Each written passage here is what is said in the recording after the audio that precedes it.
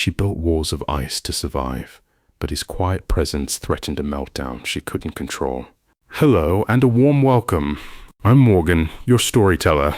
If you crave tales where unexpected sparks ignite against all odds, where powerful control meets disarming purity, and love unfolds in stolen glances and seismic silence, you're in the right place. Prepare for a soul-stirring journey, exploring forbidden desire, transformative vulnerability, and a connection that reshapes entire worlds. This is a love story that lingers. Trust me, you won't want to miss a single, heart-pounding moment. It will be worth it. If you haven't yet, please subscribe, and let's dive into this unforgettable romance together. Chapter 1. The city sprawled below Evelyn Thorne like a conquered kingdom, its lights a glittering, chaotic tapestry, muted by the flawless, soundproof glass of her penthouse eyrie. Dawn bled crimson at the horizon's edge, staining the polished steel and glass canyons. Inside, the air was cool, scentless, save for the faintest whisper of ozone from the climate control. Silence reigned, profound and absolute, broken only by the precise tick-tock of a minimalist clock on the far wall and the soft shush of silk against skin as Evelyn moved. She stood before the floor-to-ceiling window, a statue carved from night and resolve. Her reflection was sharp, uncompromising, a tailored silk robe the color of midnight clinging to curves honed by discipline and Pilates, skin a deep, rich mahogany that seemed to absorb the nascent light. Her face, sculpted with high cheekbones and a strong jaw, held an expression of cool detachment. Dark eyes, polished obsidian, surveyed her domain with the dispassionate assessment of a queen. Her hair, a crown of intricate micro-braids pulled back into a severe knot, emphasized the elegant line of her neck. Every detail, from the unadorned platinum watch on her slender wrist to the manicured perfection of her nails, spoke of absolute control. Control was her armor, her sanctuary, forged in the crucible of a betrayal so profound it had cauterized her capacity for vulnerability years ago. Desire, a frivolous, dangerous weakness she'd excised long ago. Power was the only currency that mattered. The sterile perfection of the penthouse mirrored her internal state. Stark white walls, polished concrete floors like frozen lakes, furniture of black leather and chrome, all angles and hard surfaces. No photographs, no art that spoke of sentimentality. Only a single abstract sculpture of twisted metal on a plinth, a testament to resilience under pressure. It was a fortress, beautiful and utterly devoid of warmth. A discreet chime announced Marcus, her impeccably efficient assistant, materializing soundlessly in the doorway bearing a tray. Steaming black coffee in a bone china cup, a single printed itinerary, and a tablet displaying the morning's critical metrics.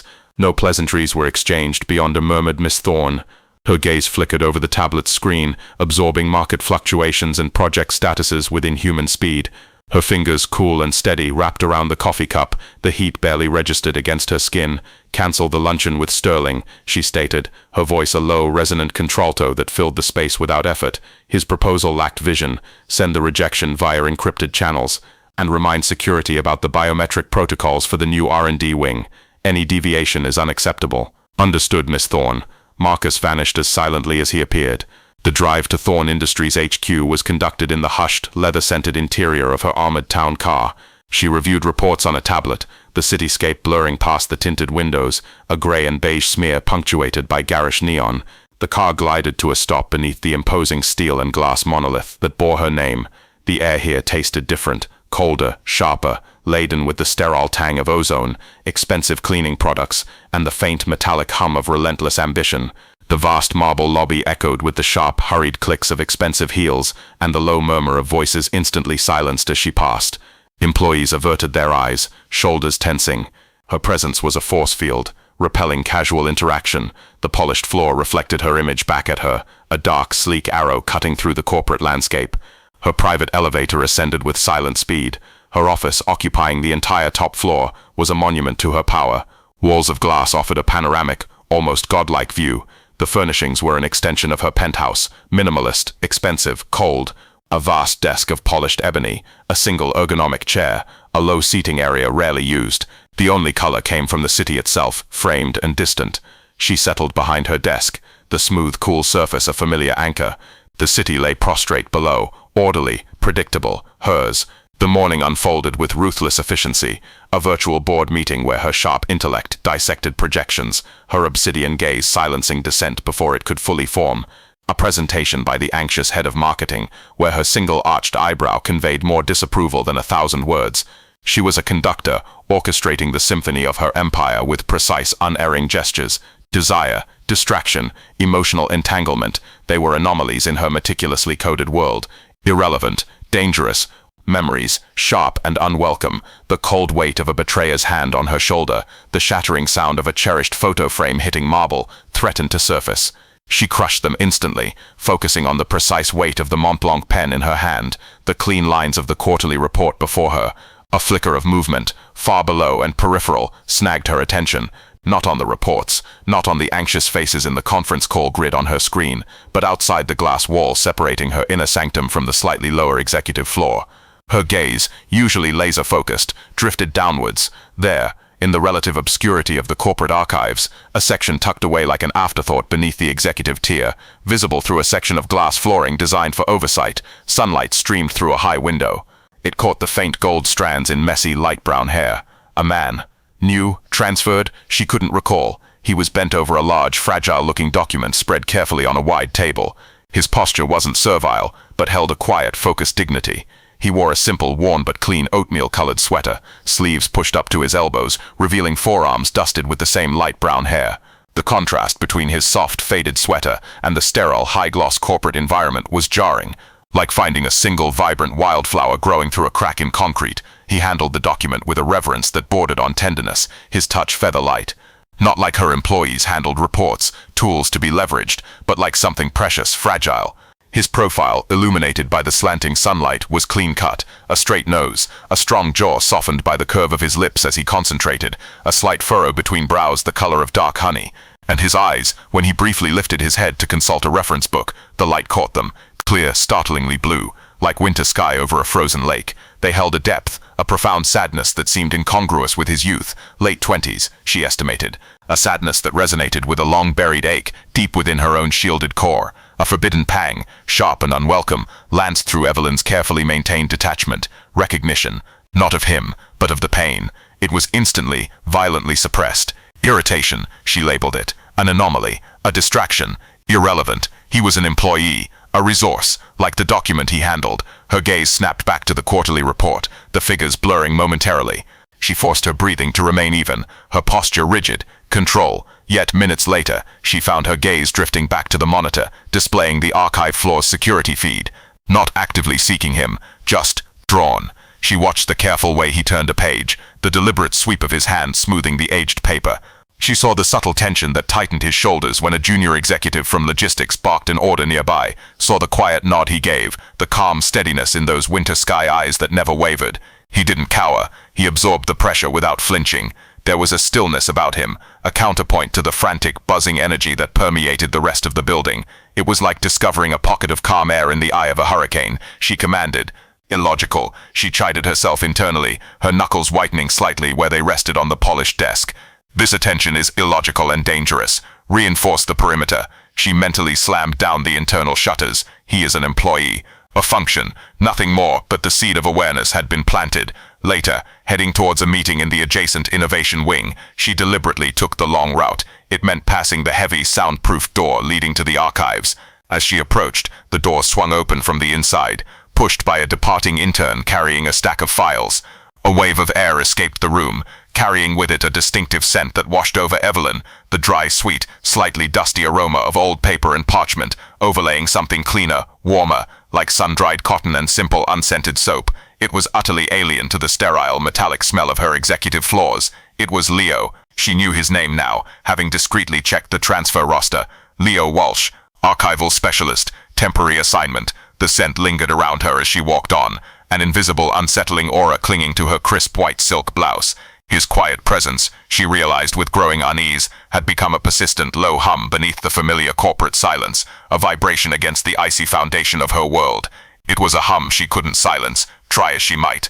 The unease manifested as a sharp edge during her next meeting. Focus, Daniels. She cut across a rambling project update, her voice like shards of ice. I require actionable insights, not speculative meanderings. This isn't a philosophy seminar. The project manager flinched, stammering an apology. Evelyn's obsidian gaze was unforgiving, but a sliver of her awareness remained tuned to that quiet hum from below, a dissonant note in her symphony of control. She felt the phantom warmth of that sunbeam on messy brown hair, the ghost of that clean paper and soap scent.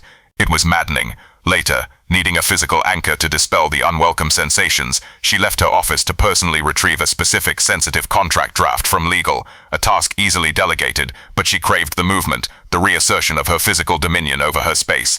The corridor outside legal was wide, gleaming, and deserted. She moved with her usual lethal grace, heels striking the marble with decisive rhythmic clicks. Just as she rounded a corner near the quieter end of the floor, Leo Walsh emerged from a service stairwell door, head down, engrossed in a tablet displaying a digitized map. He moved with that same quiet deliberation, unaware. They converged with sudden, startling proximity. Evelyn stopped dead, her innate reflexes kicking in. Leo looked up, his winter sky eyes widening in surprise and immediate apology. He pulled up short, mere inches separating them. The air crackled, thick with the sudden collision of their worlds. "Miss Thorne, my apologies," he said, his voice quiet but clear, holding a genuine contrition that lacked the usual sycophantic fear. He took a deliberate step back, creating space. "I wasn't looking." Her obsidian gaze locked onto his. Up close, the clarity of his eyes was almost unnerving. The sadness was still there, a deep pool beneath the surface, but so was a startling directness. She saw the faint dusting of freckles across the bridge of his nose, the slight unevenness of a barely visible scar near his temple, the way his sweater collar sat slightly askew. The scent of him, paper, soap, and something uniquely warm and human, enveloped her more potently than before. "Clearly," she replied, her voice cool, devoid of inflection, a practiced shield. She didn't move. The corridor seemed to narrow, pressing them together in the charged silence. Her control held, but it felt thin, stretched taut over a sudden, unexpected awareness of his height, the breadth of his shoulders beneath the worn sweater, the faint pulse visible at the base of his throat. A flicker of something else passed through his blue eyes. Not fear, but a keen observation, an intelligence assessing her stillness. He didn't flinch under her gaze. "Heading back to the archives," he offered, a simple statement, perhaps to fill the heavy silence. "Some of these property maps are incredibly detailed, easy to get lost in the past." He gave a small, self-deprecating smile that didn't quite reach the sadness in his eyes, but softened his features remarkably. "Focus on the present, Mr. Walsh," she countered, her tone clipped, though a treacherous part of her mind noted the genuine interest in his voice when he spoke of the maps. "Accuracy is paramount, regardless of the error." It was a CEO's admonishment, automatic. "Always, Miss Thorne," he responded, meeting her gaze steadily. There was no insolence, only quiet assurance. "The past deserves respect, but the present demands precision." "Understood." He paused, then added, almost as an afterthought, a hint of unexpected dryness touching his words, though sometimes the past holds the key to navigating the present. "Don't you find?" The question, unexpected and bordering on philosophical, hung in the air. It was a tiny spark of something beyond mere employee deference, flirtation. No, too direct, too calm. Challenge, perhaps. Insight, definitely. It landed with surprising weight. Her carefully constructed walls felt momentarily porous. Evelyn Thorne, who commanded billions and inspired terror, found herself momentarily at a loss for a crushing retort. The scent of old paper and clean cotton was dizzying. She simply held his gaze for a heartbeat longer than necessary, the silence stretching, charged with an unspoken tension that vibrated along her nerves. The hum had become a palpable current. "See that it does," she finally managed, her voice fractionally lower than before, betraying nothing but a hint of tautness beneath the ice. She stepped past him, the silk of her blouse whispering against the air he displaced. The decisive click of her heels resumed, echoing down the corridor, a desperate attempt to reassert the rhythm of her controlled world. But she felt the imprint of his steady blue gaze on her back, long after she turned the corner, and the phantom warmth of his proximity lingered on her skin like a forbidden brand. The ice hadn't melted, but the first hairline fracture had appeared, deep and unsettling. The beast within the CEO, dormant for so long, stirred, not with anger, but with a dangerous, unfamiliar curiosity. The sanctuary of control felt, for the first time in years, less like a fortress and more like a cage. Chapter 2. The sterile air of Thorne Industries HQ seemed to thicken after the encounter in the corridor. For Evelyn Thorne, the world hadn't changed. The city still sprawled obediently beneath her glass cage. Reports still demanded dissection. Underlings still flinched under her obsidian gaze. Yet, an invisible current now hummed beneath the surface of her meticulously controlled reality. A low-frequency vibration attuned to one specific anomaly. Leo Walsh, the memory of his proximity, the clean scent of sun-dried cotton and old paper, the startling clarity of his winter sky eyes holding hers without flinching, the unexpected weight of his quiet observation lingered like a phantom warmth on her skin. His question, though sometimes the past holds the key to navigating the present, "Don't you find?" echoed in the silent chambers of her mind, a pebble dropped into the still frozen lake of her composure. She dismissed it, of course, brushed it aside with icy efficiency, yet the ripples disturbed her. Control became a conscious act, a muscle flexed constantly. She caught herself, more than once, her gaze drifting towards the security monitor displaying the archives, not staring, never staring, but a flicker of awareness, a peripheral radar tuned to the quiet epicenter below. She saw him meticulously cataloging brittle land deeds, his large, capable hands surprisingly gentle. She saw him patiently explaining something to a flustered intern, his posture radiating a calm that seemed to soothe the air around him. She saw him late one afternoon, head resting briefly against a tall metal shelving unit, shoulders slumped in a moment of pure exhaustion that resonated with a buried ache deep within her own ribs. Irrelevant, she'd snap internally, forcing her attention back to a hostile takeover bid analysis. Focus, he is an employee, a function, but the hum persisted, a dissonant note in her symphony of power. A week after the corridor incident, the dissonance amplified into a physical jolt. It was late, past 10. The executive floor was a tomb of glass and shadow, illuminated only by the cold glow of the city outside and the solitary lamp on her desk. She'd stayed to dismantle a competitor's aggressive market play, a task requiring ruthless precision that usually energized her. Tonight, however, a peculiar fatigue clung to her bones, a residue of the constant internal vigilance against the unwelcome pull towards the archives. The silence felt heavier, more oppressive. Needing the physical act of leaving, she gathered her things. The private elevator, a capsule of polished steel and silence, awaited her command. She pressed the button for the lobby, the doors sighing shut. Just as they began to close, a hand shot through the gap, triggering the sensors. The doors slid open again. Leo Walsh stood there, silhouetted against the dimly lit corridor. He held a worn leather satchel bulging with rolled-up documents. He looked surprised, then instantly apologetic. "Miss Thorne, sorry, I didn't realize." He hesitated, clearly considering waiting for the next car. "Enter, Mr. Walsh," she commanded, her voice cool and level, betraying none of the sudden acceleration of her pulse. Professional courtesy, nothing more. He stepped in, the confined space instantly shrinking. The doors hissed shut, sealing them in. The sterile elevator air was abruptly saturated with him, the warm, clean scent of soap, the dry whisper of old paper escaping his satchel, and something else, something uniquely warm and vital, like sunlight on bare skin. It was an olfactory assault on her senses, overwhelming the familiar ozone and leather. He stood a respectful distance away, facing the doors, his profile tense. She remained rigidly facing forward, acutely aware of the heat radiating from him, a tangible force in the cool air. Her silk blouse felt thin, inadequate. She could see the faint pulse beating rapidly in the side of his neck, a betraying rhythm that echoed the frantic thudding against her own ribs. The silence wasn't empty. It was thick, charged, humming with unspoken awareness. She could feel the texture of his worn corduroy jacket sleeve, mere inches from the pristine silk covering her arm. The fine hairs on her forearm seemed to prickle, reaching towards that forbidden proximity. Her knuckles, gripping her slim leather portfolio, turned white. She stared fixedly at the polished steel doors, seeing only the blurred reflection of their tense figures. Control, maintain control, the command screamed in her mind.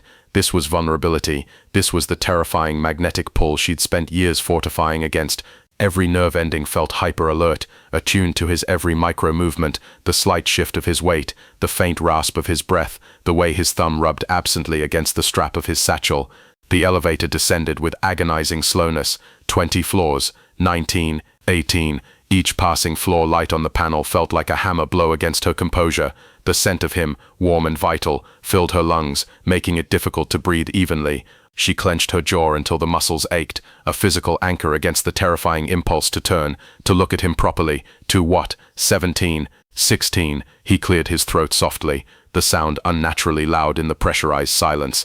"Late night for the archives too?" he asked, his voice quiet, carefully neutral, yet it vibrated through the small space. "Strategy requires solitude, Mr. Walsh," she replied, her voice sounding tighter than intended, stripped of its usual resonant smoothness.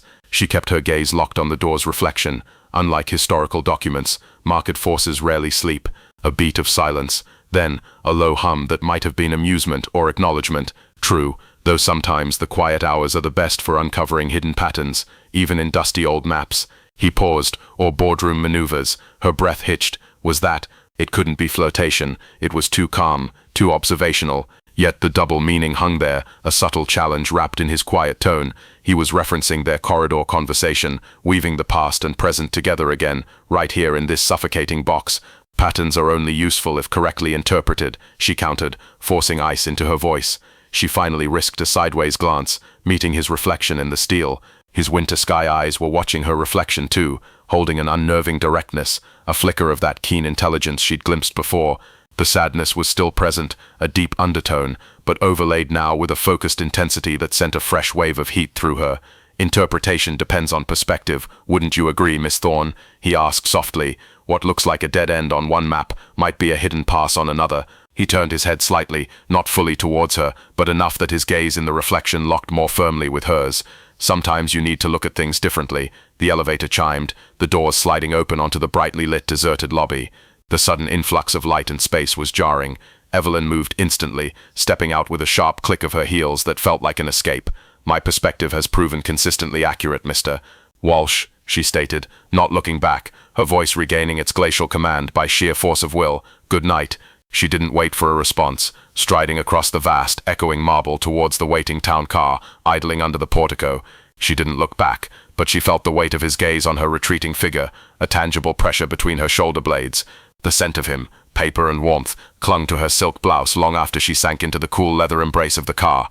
The beast within, the one armored in control, had been rattled, stirred by a quiet force it couldn't intimidate or dismiss. The cage felt tighter. The forced proximity of the elevator became a ghost haunting her days. She found herself noticing smaller things, details that would have been invisible before. A perfectly brewed cup of Earl Grey tea, steaming gently, appeared on the corner of her immaculate desk one brutal Tuesday morning. It sat precisely where she sometimes rested her elbow during intense video conferences. No note, no sign of who left it. The deep amber liquid, fragrant and inviting, was a stark contrast to the stark lines of her office. It wasn't her usual triple espresso. It felt like an offering, an observation. He knew she'd been on back-to-back calls since dawn. He knew the tension radiating from her office. She stared at it, a foreign object in her sterile domain. Annoyance warred with a confusing tendril of warmth unfurling in her chest. She didn't touch it immediately. The implication, that he watched, that he noticed her strain, was both intrusive and unsettlingly perceptive. Finally, driven by a need to dispel the strange tension, she picked up the delicate china cup. The heat seeped through, warming her usually cool fingertips. She took a cautious sip, perfectly steeped, smooth, calming. It felt like an act of quiet rebellion against her self-imposed austerity, a sip of forbidden comfort. She drank it, the warmth spreading through her, a silent acknowledgement of his unseen care. The cup, emptied, remained on her desk for hours, a small, inexplicable breach in her fortress wall. Her awareness of him became a constant, low-level thrum. She saw him interacting with others, his innate kindness to Rosa, the elderly cleaning lady, taking the time to ask about her grandson, his patient explanation to a panicked intern who had misfiled critical documents, his calm, steady presence diffusing a minor argument between two researchers near the archive's entrance. His purity, she realized with a jolt, wasn't naivety. It was a resilient, unwavering goodness, untouched by the cynicism and calculated maneuvering that defined her world. It was a quality she hadn't encountered in years, perhaps ever. It attracted her like a moth to a flame, even as it infuriated her. His quiet strength, his inherent decency, felt like a reproach to her own hardened existence, a reminder of something lost or perhaps never truly possessed. One rain-lashed Thursday afternoon, the tension within the building mirrored the storm outside. A high-stakes negotiation was teetering on the edge of collapse, and Evelyn had just delivered a series of ultimatums that left several senior executives pale and sweating. She needed air, space away from the suffocating pressure of her own making. Instinctively, almost against her will, her feet carried her not to her private terrace, but towards the forgotten greenhouse atrium attached to the east wing, a relic from the building's previous owners, now mostly used for storing excess office plants. Pushing open the heavy, slightly sticking door, the humid, green-scented air washed over her, thick with the smell of damp earth and rain pounding on the glass roof. It was a world away from the sterile perfection of her domain. Then she saw him. Leo stood near the far wall, bathed in the grey, rain-streaked light filtering through the towering windows. He wasn't tending plants. He was simply standing, head bowed, shoulders slumped forward in a posture of utter desolation. One hand was pressed flat against the cold glass, his forehead resting near it. Rain traced relentless paths down the pane beside him. mirroring the silent grief etched into every line of his body.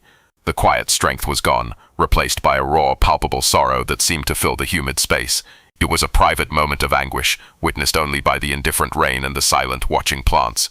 Evelyn froze in the doorway, unseen. The sight struck her with the force of a physical blow. It wasn't pity she felt, but a profound, resonant recognition. She saw her own reflection in his solitary grief, the buried pain of her own betrayal. The cold hand on her shoulder, the shattering glass, surged up, raw and immediate, cracking the icy carapace around her heart.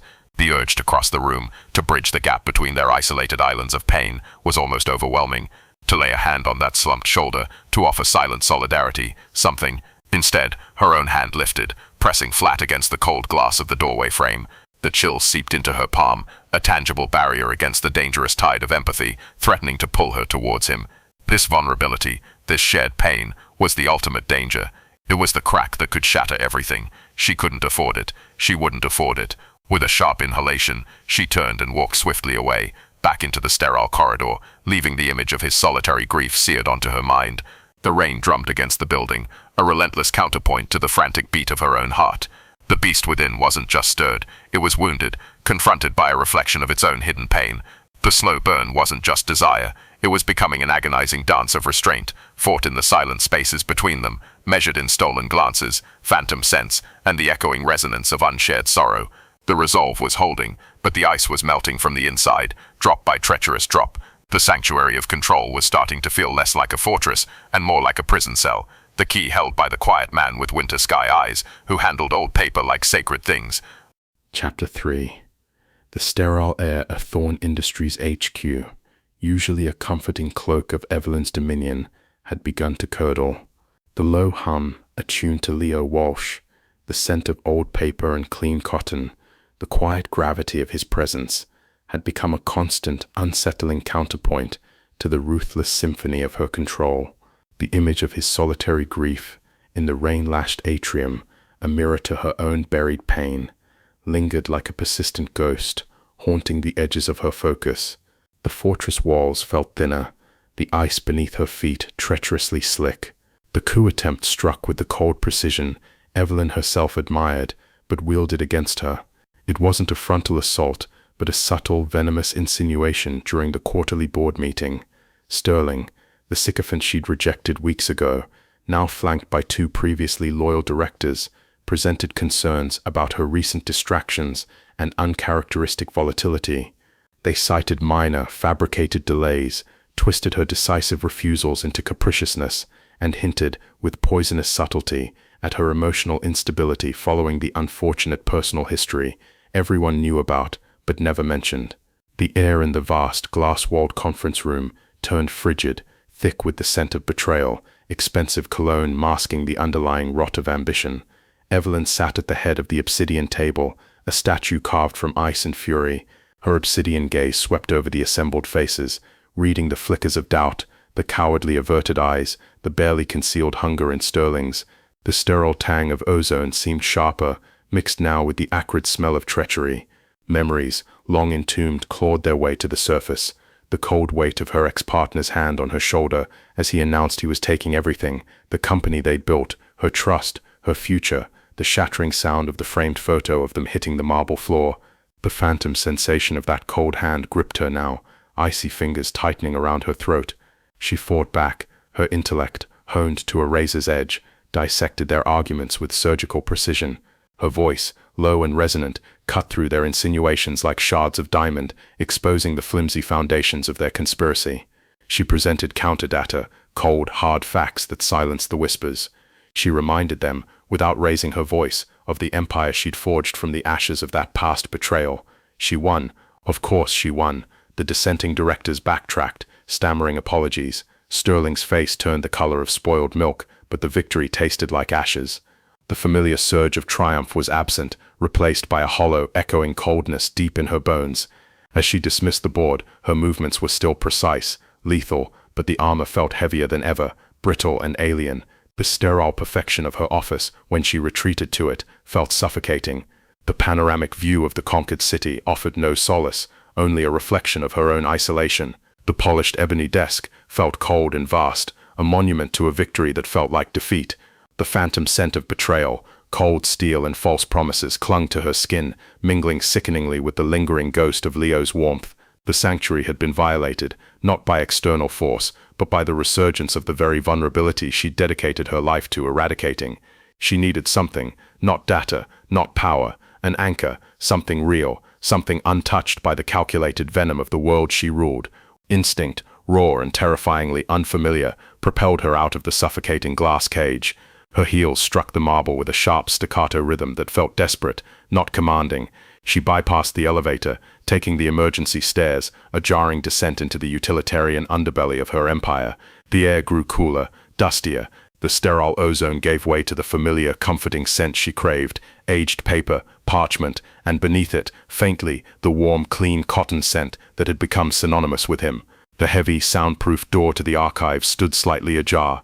Inside, the vast space was mostly dark, illuminated only by a single pool of warm golden light emanating from a desk tucked away in a far corner. Shelves towered like silent sentinels in the gloom, crammed with the weight of forgotten histories. And there, in that oasis of light, sat Leo Walsh. He was bent over a large, fragile blueprint spread beneath protective glass weights, illuminated by a focused desk lamp. His brow was furrowed in concentration, the winter sky eyes narrowed as he meticulously traced a line with a specialized pencil. His worn sweater sleeves were pushed up, revealing the dusting of light brown hair on his forearms. The quiet hum of his focused energy, the absolute reverence in his touch as he handled the fragile past, was a balm to her shredded nerves. Here, amidst the dust and history, was purity. Here was stillness. Here was Leo. Evelyn stood in the deep shadows just beyond the doorway, unseen. The frantic drumming of her heart against her ribs began to slow, soothed by the simple sight of him, by the quiet sanctuary he'd created in this forgotten corner. The cold fury, the hollow victory, the phantom grip of betrayal, they receded, replaced by an overwhelming, terrifying wave of need. Not just for his presence, but for the uncomplicated warmth he radiated, for the quiet strength that had witnessed her own grief without judgment, for the startling clarity of his gaze that saw too much and yet offered no threat. Her carefully constructed resolve, the fortress walls painstakingly maintained over years, didn't crumble with a roar. They dissolved silently, like sugar in hot tea, leaving her exposed, raw, trembling. The battle was over.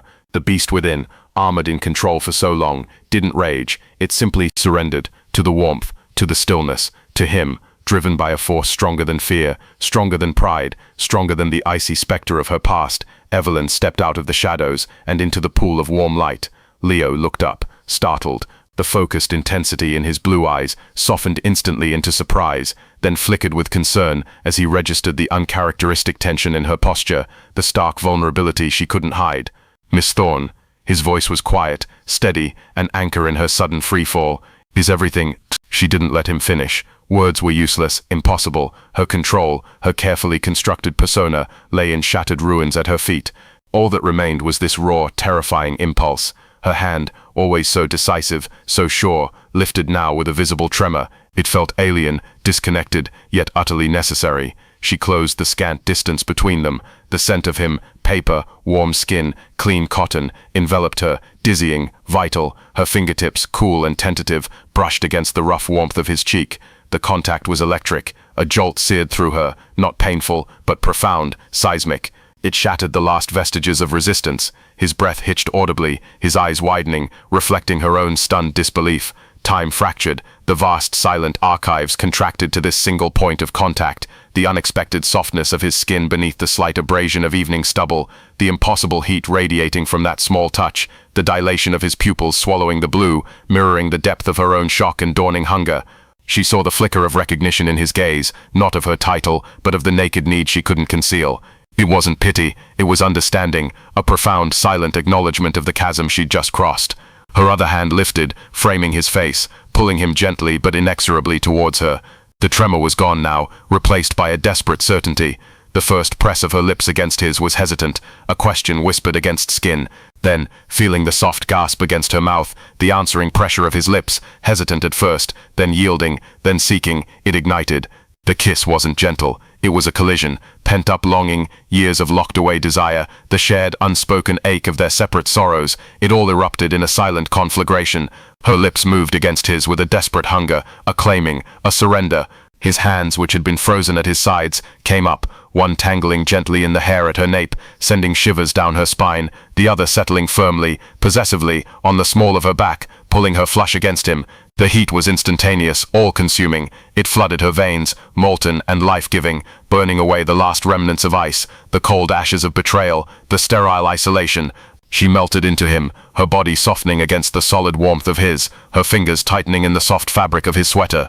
The world ceased to exist beyond the feel of his mouth moving urgently against hers, the taste of him, coffee and something uniquely, essentially Leo, the solid strength of his chest against hers, the frantic beat of his heart echoing her own.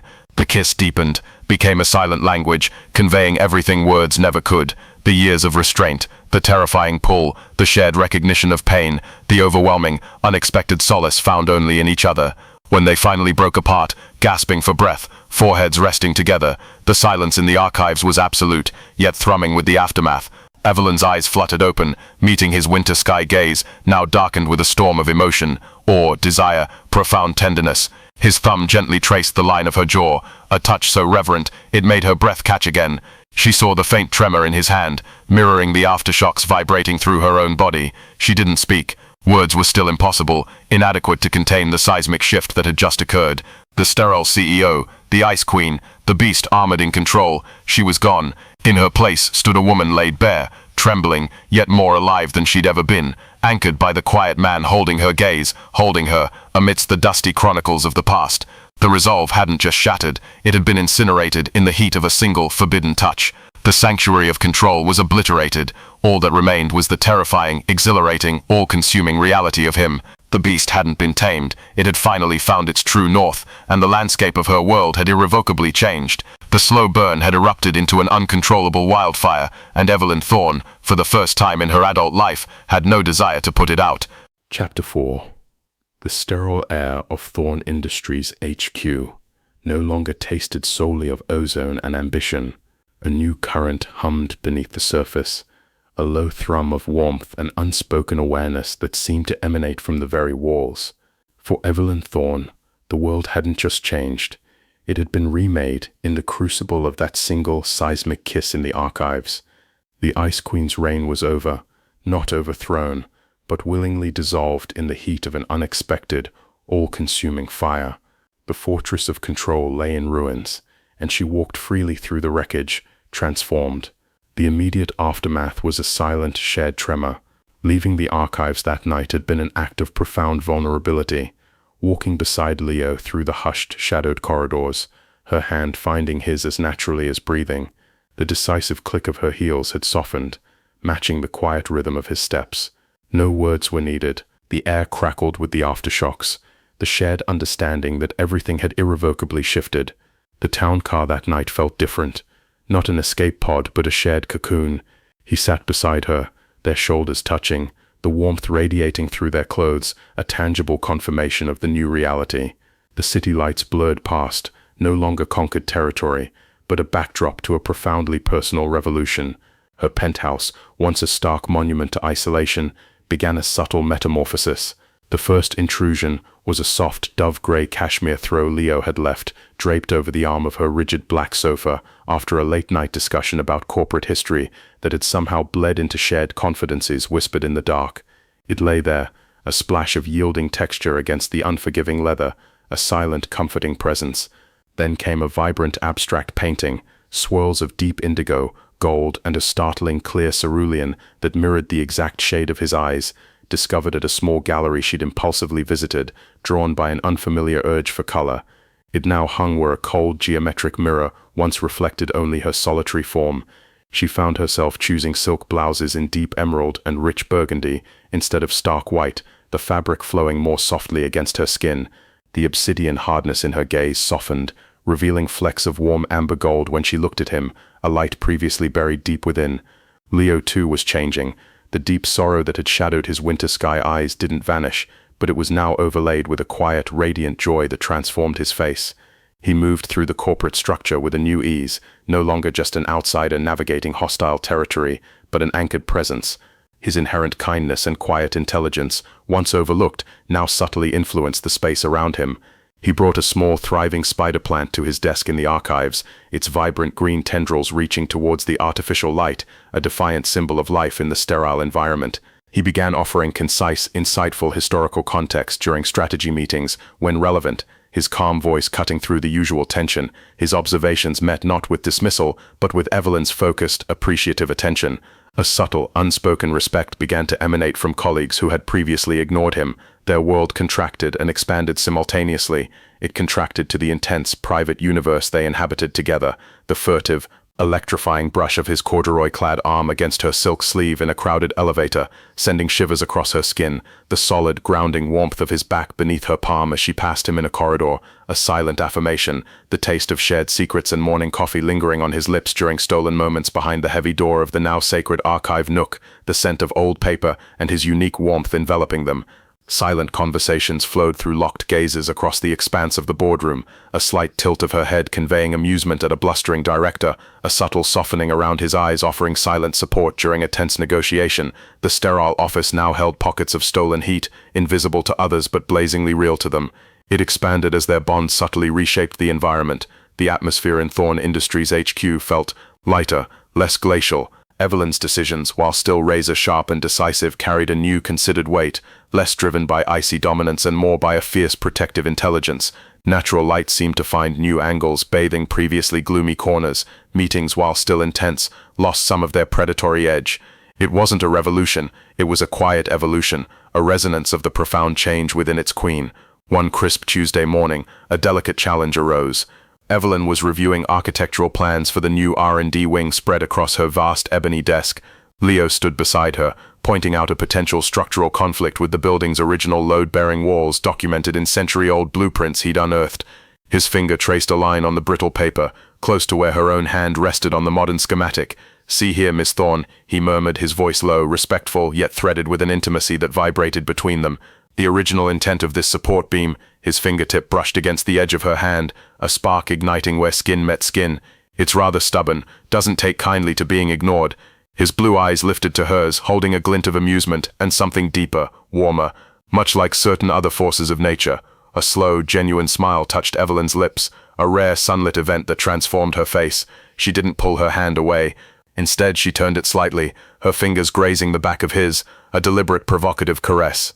"Stubbornness, Mr. Walsh," she countered, her voice a low, resonant purr that sent a visible tremor through him, "can be a virtue, when properly channeled." She held his gaze, the air thickening with unspoken meaning. "It ensures integrity, prevents collapse." Her thumb traced a slow, deliberate circle on his skin. "Wouldn't you agree?" Leo's breath hitched almost imperceptibly. A faint flush crept up his neck. "Channeling requires a certain expertise," he managed, his voice slightly husky. A delicate touch, knowing precisely where to apply pressure. He leaned infinitesimally closer, the scent of him, paper, clean cotton, and the faint warm spice of his skin enveloping her, and where to yield.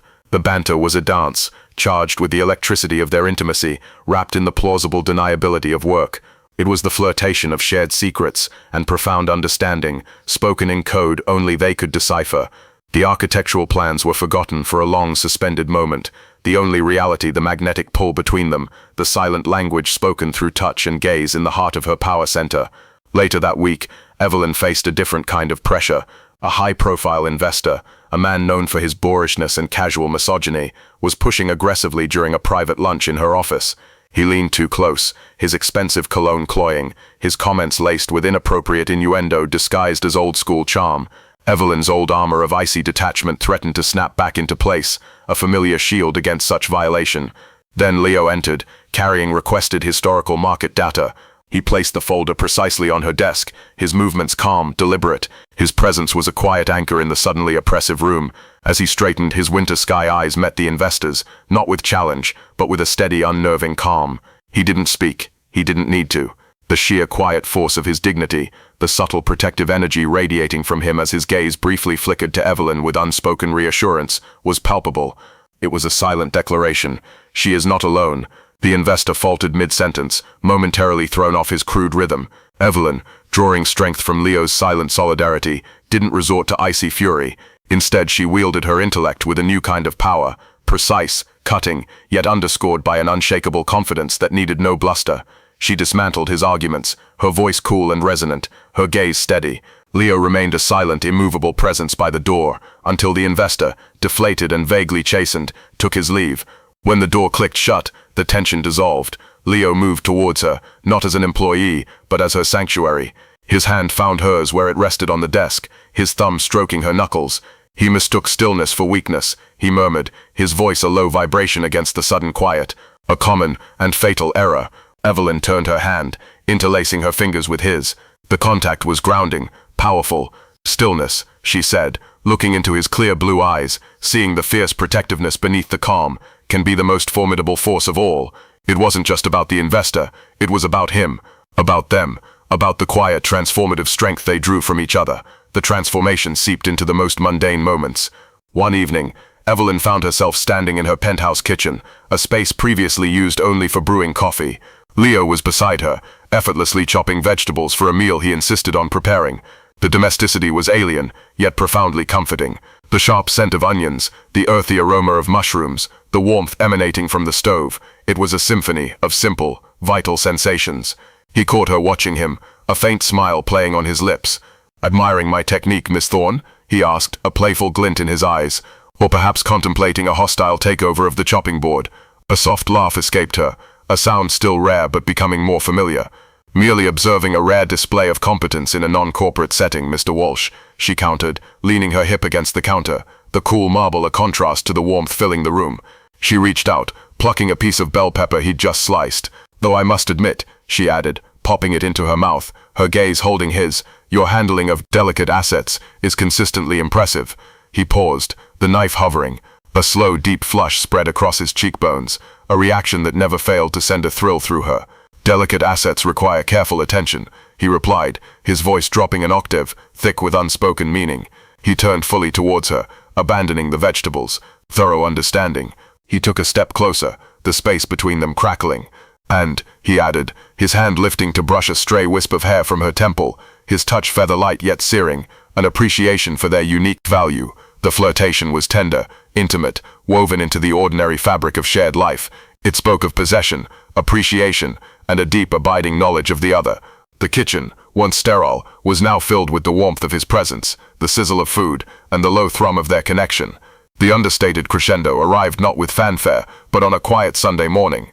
Dawn painted the penthouse in soft hues of rose and gold, the city below still hushed. The changes were evident, the vibrant painting catching the early light, the cashmere throw draped over the back of the sofa, the faint scent of the thriving orchid Leo had brought, mingling with the aroma of freshly brewed coffee. Evelyn awoke slowly, luxuriating in the unfamiliar sensation of warmth and deep contentment. She was lying on her side, facing Leo. He slept beside her, the sheets pooled around his waist, revealing the smooth, strong planes of his back and shoulders. His breathing was deep and even, peaceful. The harsh lines of grief were softened in sleep, replaced by a profound tranquility. She watched him, a sense of awe washing over her, so potent it stole her breath. This quiet man, with his winter sky eyes and hands that handled history with reverence, had dismantled the fortress around her heart brick by silent brick. He had seen the beast, the wounded creature armored in ice and fury, and had not flinched. Instead, he had offered stillness, warmth, and an unwavering acceptance that had become her true sanctuary. The fierce CEO, the untouchable Ice Queen, was gone. In her place lay a woman profoundly altered. The strength remained, a core of tempered steel, but it was no longer brittle or isolating. It was flexible, resilient, anchored in this unexpected, all-consuming love. Vulnerability was no longer a weakness, it was the source of her greatest power. Driven by an overwhelming tenderness, she lifted her hand. Her fingertips, once instruments of command, now traced the line of his shoulder with feather-light delicacy. She followed the curve of his bicep, the faint dusting of hair on his forearm, the strong line of his wrist. The touch was possessive, reverent, filled with a silent litany of gratitude and wonder. He stirred slightly in his sleep, a soft sigh escaping his lips, but didn't wake. Her hand drifted upwards, coming to rest lightly over his heart. She could feel the steady rhythmic beat beneath her palm, strong, vital, life-affirming. Thump, thump, thump, thump. It was the only confirmation she needed, the anchor, the truth. The beast wasn't tamed, it was transformed. Its passion, once a weapon of control and defense, had been liberated, becoming a source of creation, connection, and fierce, protective love. The resolve that had shattered in the archives had reforged itself into something infinitely stronger, not a wall, but a bond. The landscape of her world had been irrevocably reshaped, not by force, but by the quiet, persistent power of an unexpected love. Evelyn closed her eyes, her hand resting over his heart, feeling its unwavering rhythm sync with her own. The silence surrounding them was profound, peaceful, charged with the unspoken, all-consuming understanding of a love forged in fire and silence, a love that had finally found its home. The sanctuary wasn't a place anymore. It was the man sleeping beside her, his heartbeat a steady drum against her palm, the promise of a future rewritten in warmth and light. The storm had passed. The dawn, quiet and golden, belonged entirely to them.